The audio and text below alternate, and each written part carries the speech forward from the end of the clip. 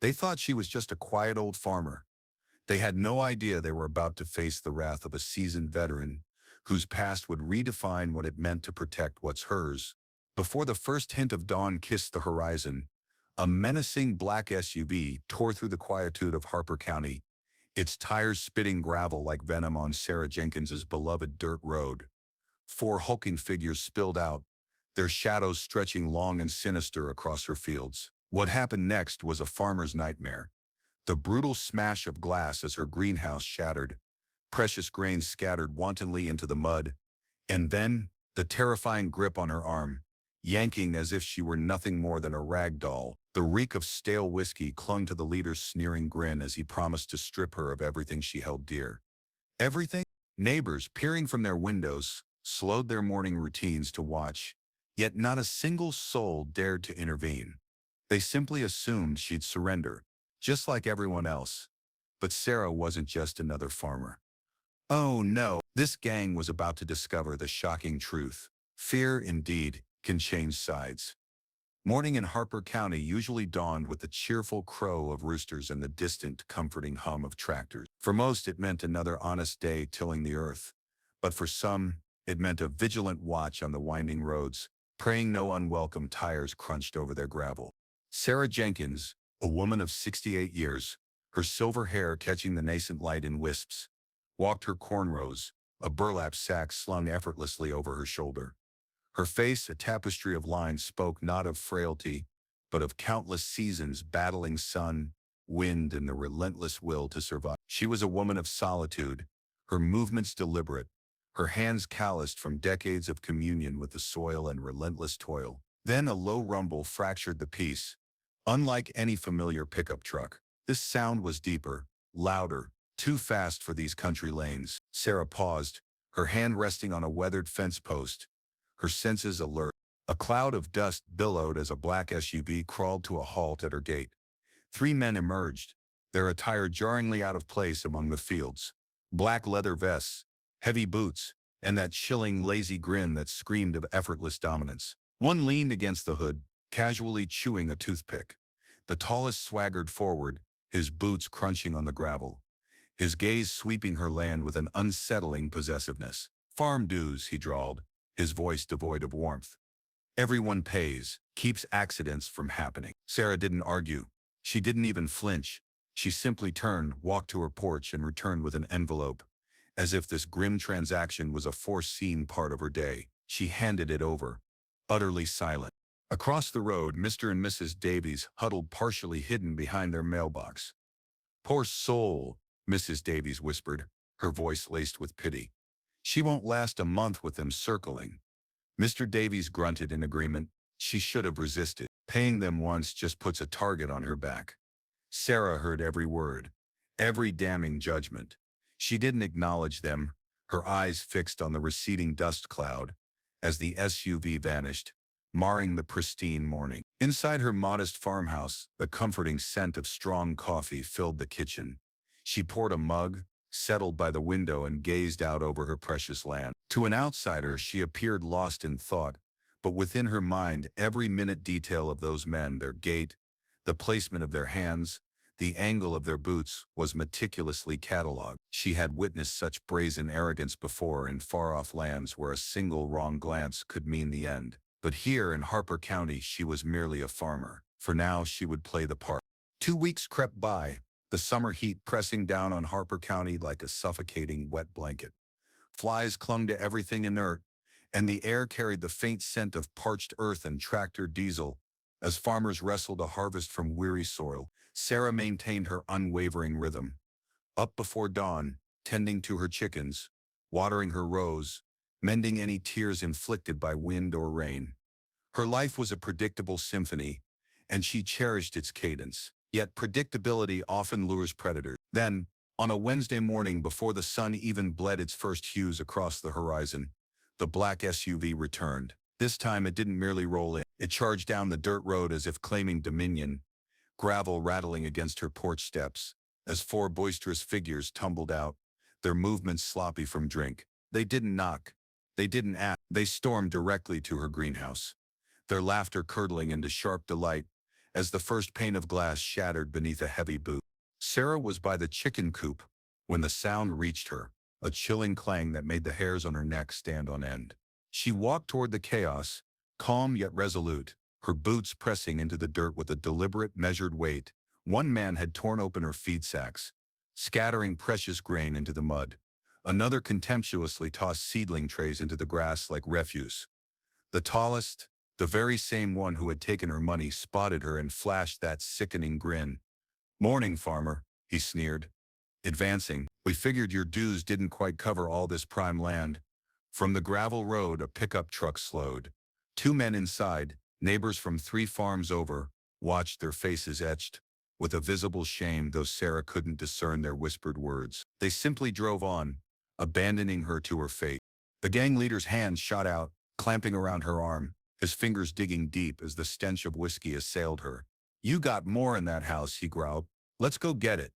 Sarah didn't recoil. She didn't even blink. Deep within her, something ancient, something rigorously trained, began to stir. The old instincts she'd painstakingly buried beneath years of planting and harvesting. But on the surface, she remained the quiet farmer. They departed that morning with their spoils, some tools, a sack of potatoes, and the smug satisfaction of believing they had utterly humiliated her. But they didn't see her standing at the edge of her porch as they drove off, her coffee untouched on the rail, her eyes meticulously tracking every single one of their movements. Back in town, the whispers spun like wildfire. "Did you hear about Sarah?" Someone murmured in the hardware store. "She should just pack up and leave. That old lady can't possibly stand up to that crew." Another scoffed. But in a quiet corner booth of the diner, an older man sagely shook his head. "Don't count her out. I've seen that look before." Sarah walked into the feed store later that day, the hum of conversations momentarily dying as she entered. She paid for her supplies in cash, offered a brief nod to the clerk, and left without a hint of a smile. Her mind wasn't on the mundane purchases. It was already calculating her next strategic move. The gang thought they had taught her a lesson. Oh, how wrong they were. They had unknowingly signed up for a lesson of their own. That night, the farmhouse was steeped in an eerie silence, but Sarah was far from sleep. She sat at her kitchen table under the soft glow of a yellow lamp, an old metal coffee can pushed aside to make room for a meticulously folded map. Her calloused fingers traced the contours of her land, every fence post, every gate, every natural choke point etched into her memory. Outside, in the profound darkness, the wind sighed through the cornrows, carrying the faint creak of her weathered barn door. Most wouldn't notice, but she heard it. She heard everything. On the floor beside her, a small wooden chest lay open. It held no cash, no glittering jewelry, only a few worn tools from a life most in Harper County couldn't even fathom. A coil of sturdy paracord, a folding knife with a faded seal emblem on its handle, a battered compass, and a single, poignant black and white photograph of her in a crisp uniform, a rare smile gracing her lips against the vast deck of a Navy ship. She moved with an almost forgotten efficiency, a deliberate grace, as if she were back on base, every motion purposeful. Fishing line transformed into cunning tripwires. Empty tin cans, washed and strung, became subtle alarms. The old pitchfork, long leaning against the barn wall, was cleaned and placed strategically near the back door. By dawn, her intricate traps were laid. A faint scent of oil lingered in the air, where she had meticulously checked the hinges on her gates and reinforced the latch on her tool shed.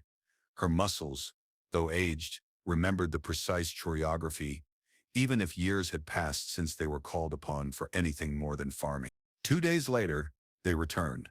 The same black SUV, the same careless swagger. Sarah stood in her yard, her back ramrod straight, her hands loose at her sides, embodying the image of a helpless old farmer. The first man leaped over the fence and instantly dropped, his legs hopelessly tangled in a snare hidden beneath loose straw. His yelp was abruptly cut short as he hit the dirt, staring up at her boots in disbelief. The second tried the side path. He never saw the nearly invisible fishing line strung low across the gate.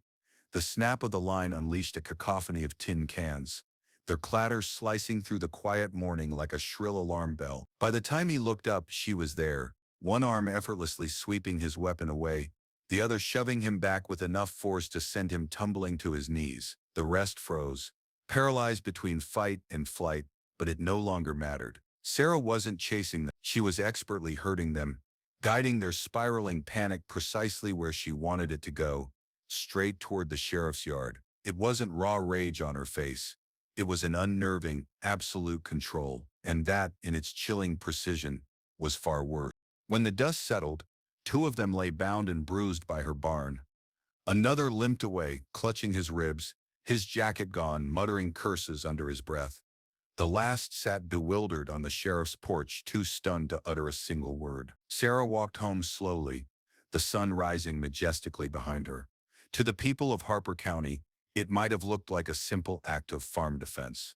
But for those men, it was the day they learned the profound, unforgettable difference between a mere victim and a seasoned veteran. By the time the sheriff's truck pulled up, the scene on Sarah's property looked like something ripped from the pages of a war film. Two gang members sat disheveled in the dirt, their wrists tightly bound with paracord, their leather vests streaked with mud. Another hobbled toward the main road, clutching his ribs and cursing under his breath. The sheriff, broad-shouldered, sweat beading under his hat, surveyed the remarkable setup and let out a low whistle. Sarah cared to explain what happened here. She simply shrugged, wiping her hands on the hem of her faded work shirt, just protecting what's mine.